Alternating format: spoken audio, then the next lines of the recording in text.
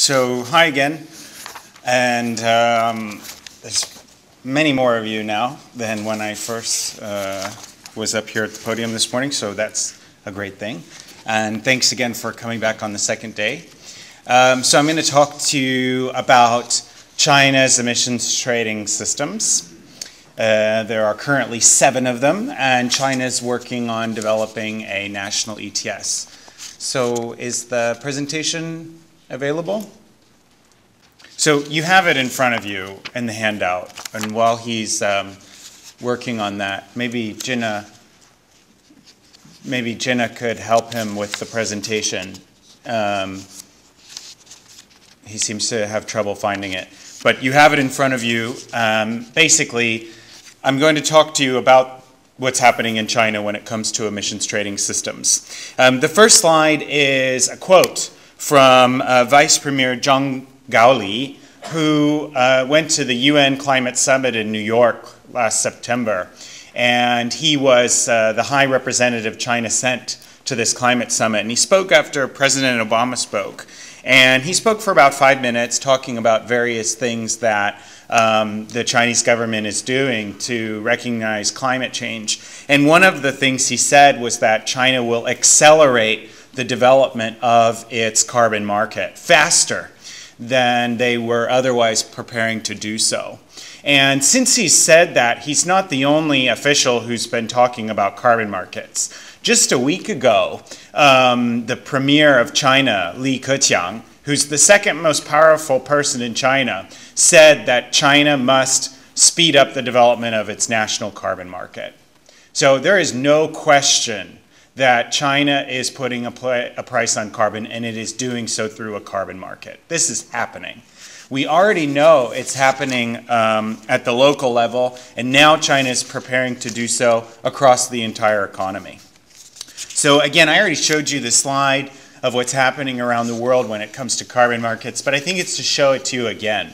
It's just to reinforce that message, and I want you to remember one number, 40%, and the number 40. 40% is the number of global GDP that is covered by an emissions trading system today. That's a figure that comes from ICAP, the International Carbon Action Partnership. And 40 is the number of countries that already has a price on carbon or is planning to do so with active legislation. And this map reflects that number. So remember that number, 40. 40 countries in the world have a price on carbon or are ready to do so, and 40% of global GDP is covered by an emissions trading system. So we've been holding B-PMR missions not only here in Korea, but also in China. We've gone to China over the last 2 years. We've been to Beijing, we've been to Shanghai, we've been to Tianjin, we've been to Guangdong, and we've been to Shenzhen.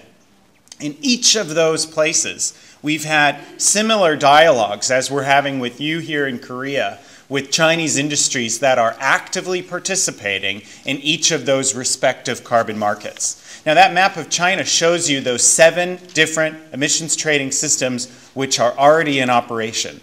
Some of them have already been in compliance for over a year. This means they're on their 2nd year of receiving allowances, and they'll soon begin their 2nd process of true-up, of submitting those allowances back to the government. In each of these missions, we have had some very active discussions with Chinese industry. I would say they are very much in a process and period of trading, and they are now actively looking for opportunities beyond their respective ETS pilot. So many of the participants in China's carbon markets today are now preparing for a national emissions trading system. They're moving beyond just being active in their respective ETS pilot, and they're ready and preparing for the national ETS. Some of the companies in China, whether they're in the power sector or the oil and gas sector or the cement sector, they operate in more than one ETS pilot. China has a non-liberalized energy sector. So its electricity companies are somewhat similar in structure to to Korea, in the sense that the government has, established 5 big power companies in China, and you find that those 5 companies are active throughout the country. I know many of you in the room are more of an expert on this than me, but my message is that those power companies are operating not just in one ETS pilot, and some of them they're operating in more than 5. We met with one power company who hates these 7 ETS pilots because they have to operate under 7 different rules.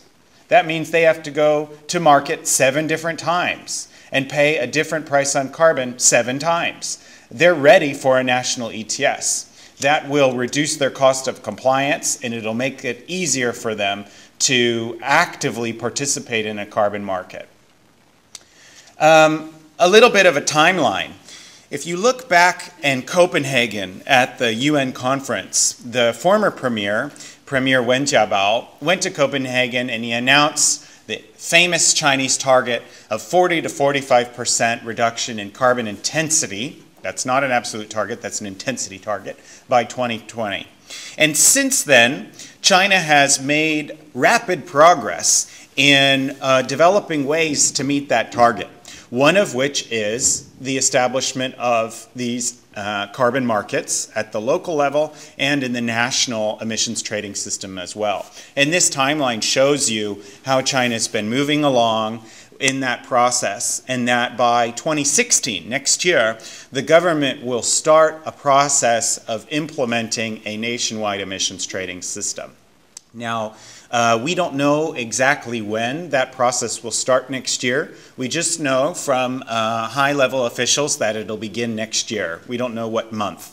But it's our interpretation that the process of launching the national ETS will begin with a period of companies going out and carrying out their first monitoring and reporting and verification reports, and then they'll begin to be issued allowances at some point between 2016 and 2020. Now, it's speculative about when they will receive their first initial allowances under the national system, but I don't believe it'll start next year. Next year, we'll start the process of companies conducting their first verification reports and monitoring reports under the auspices of a national ETS, not just under the local pilot ETSs any longer. And then the government's goal is by 2020, it will have a fully functioning national carbon market. So the government will, by that point, have already gone through at least 1 or 2 years of distributing allowances and then having companies trade via an auction system, and also participating in a carbon offset registry and procurement process, which I'll get to in a second. So where we are today is that we're waiting for that national ETS, but it's also important to recognize that over 27% of China's 2010 GDP is already covered under a carbon market in the form of these 7 ETS systems. And those represent a wide degree of different parts of China's economy. Some are major cities like Beijing, Shenzhen, Shanghai, but some are really industrial bases like Guangdong and Hubei.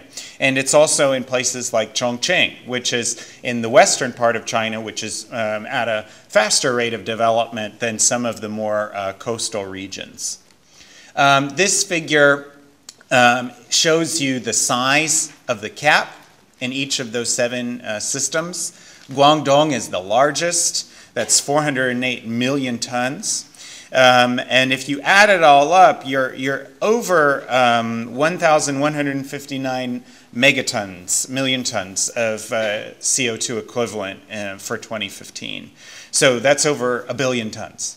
That's a very large market. And when you think about the fact that this is just 7 ETS pilots, it's not covering the entire country, that we couldn't even fit a circle on this PowerPoint. It's just going to be a monumentous size.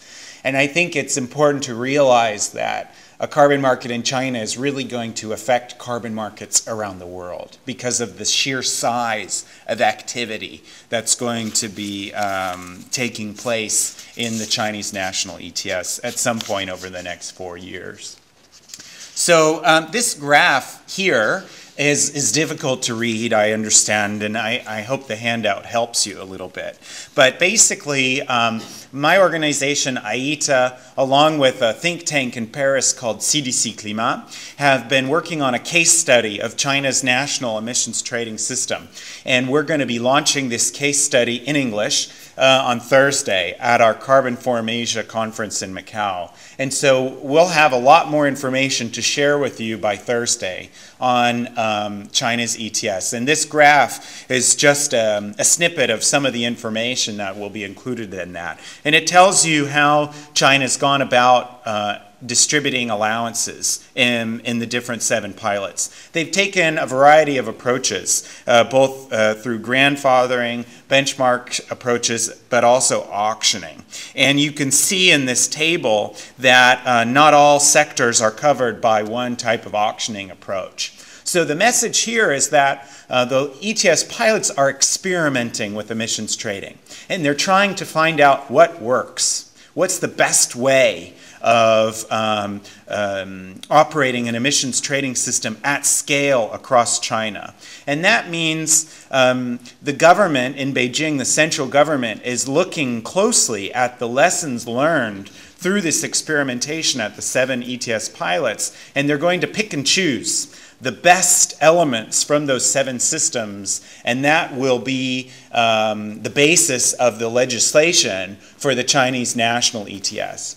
We don't know what that legislation will look like yet, but we know that a lot of the experimentation that's done in the local ETS pilots will apply in the national system.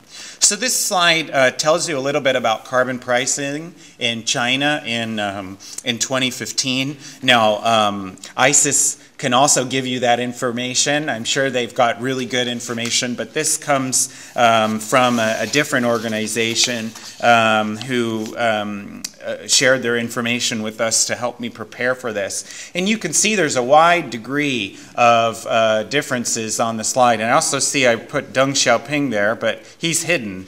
He's behind the prices for some reason, but we'll have to fix that later on in the final version. But anyways, the pricing that you see is not necessarily consistent across these 7 systems. Beijing had the highest price in January, but usually the highest price was traded in Shenzhen. Again, you know, the pricing information that you find out of China, it's kind of all over the map.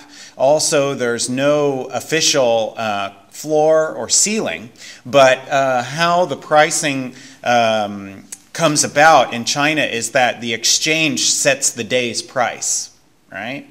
And so the exchange will set the starting price for bidding at the auction, and then you know that then escalates throughout the trading day in that period.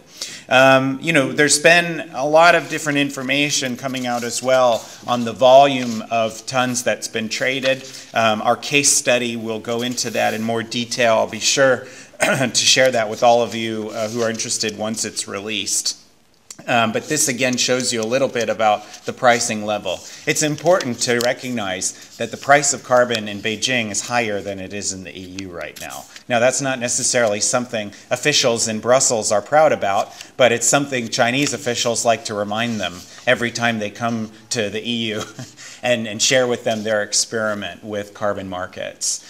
We don't know what the price would be like in the national ETS system. That's what the future will bring. But again, I think the message here is that in those 7 different systems, you have also 7 different prices.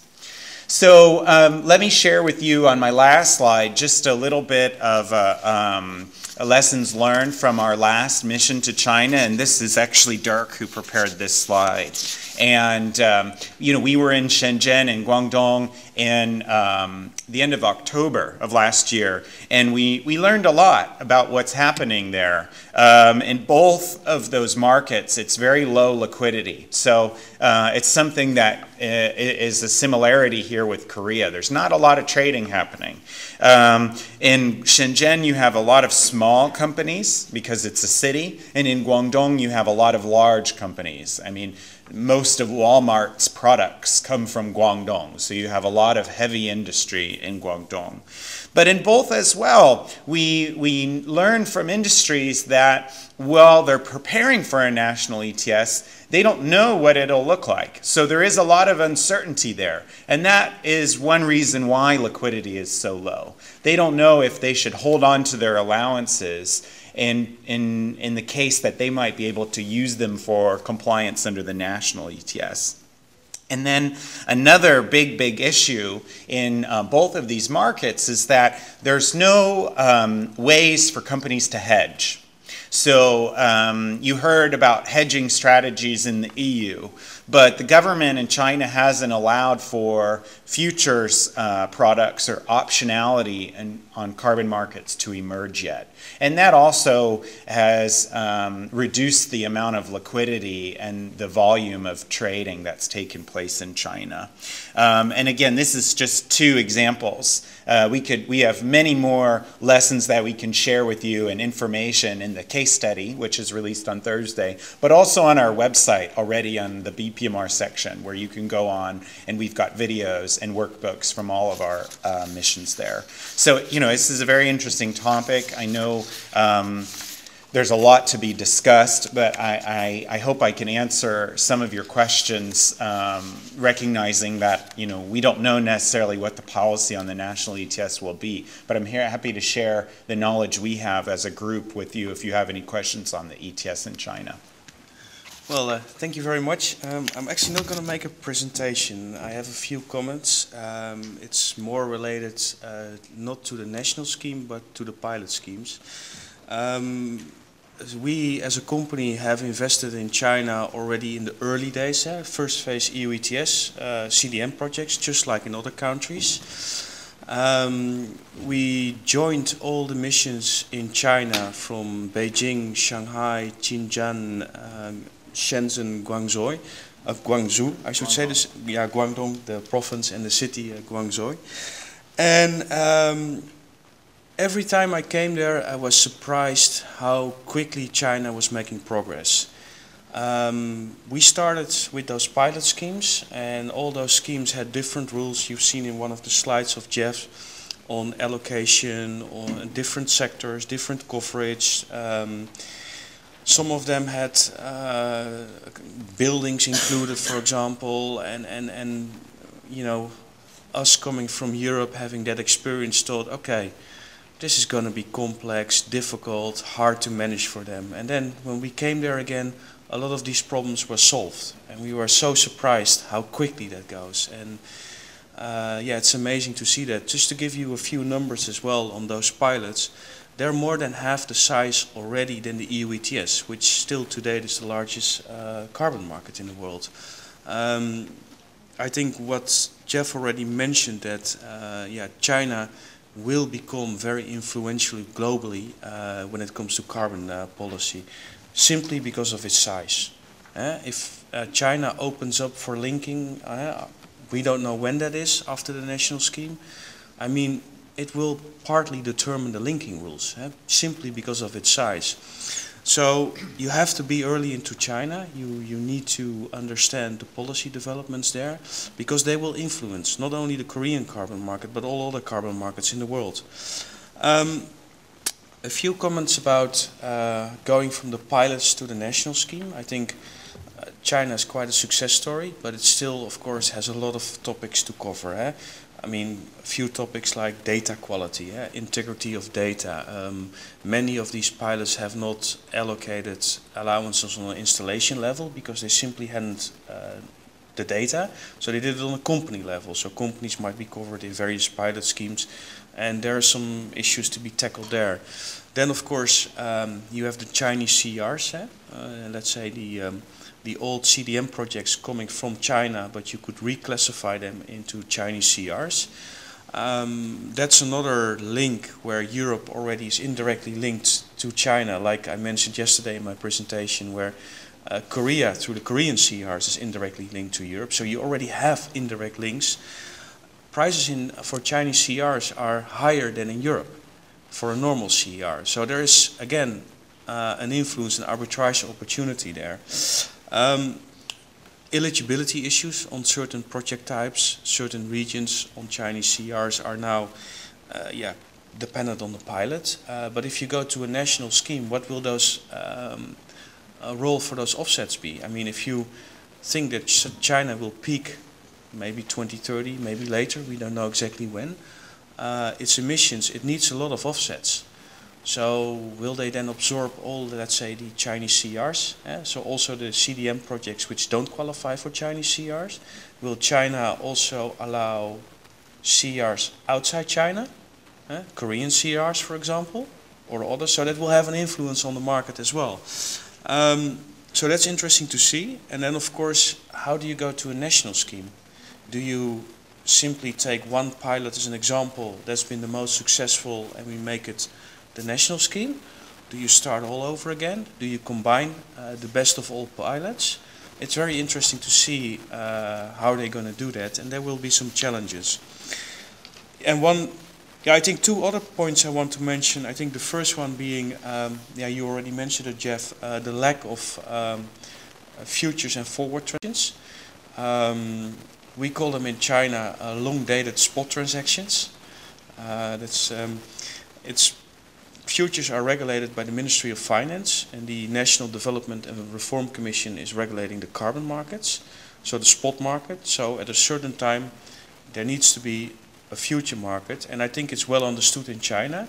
The issue the pilot schemes have at the moment is lack of liquidity, because if you have received your allocation, you don't know if you can bank those credits into the national scheme. You don't know if you're long or short or have an estimate. Why would you start trading in the market?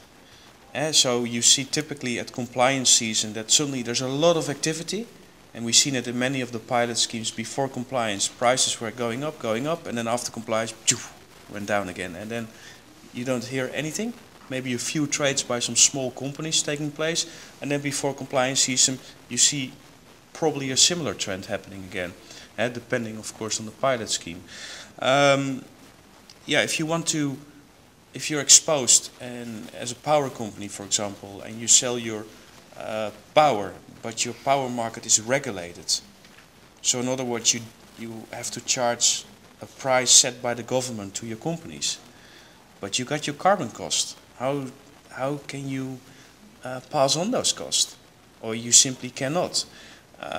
Important is also, will those carbon markets, which essentially are kind of free markets, will they become also a role model for liberalizing the power market in China? We don't know. These are all kinds of question marks, but they are very interesting to follow those developments over the coming years. And then I think China is also one of the things in Shenzhen, let's say foreign companies, so companies like our company, Statcraft, but also other companies, can participate actually in Shenzhen. So they have basically allowed foreign participation in some of their pilot schemes, recognizing the need that they need market makers, liquidity providers, to get volume traded in the market, to get a price signal again, what then companies can take into account in their investment decisions. So I think that's a good thing. I think, again, maybe to conclude on that, it's a market which is going really fast. I think a lot of people are underestimating the speed and the progress China is making, not only in Europe, but I think on the globe. And China will become very important for the shape of the, let's say, the new generation of carbon markets, over the coming years. I like to leave it at that. Thank you.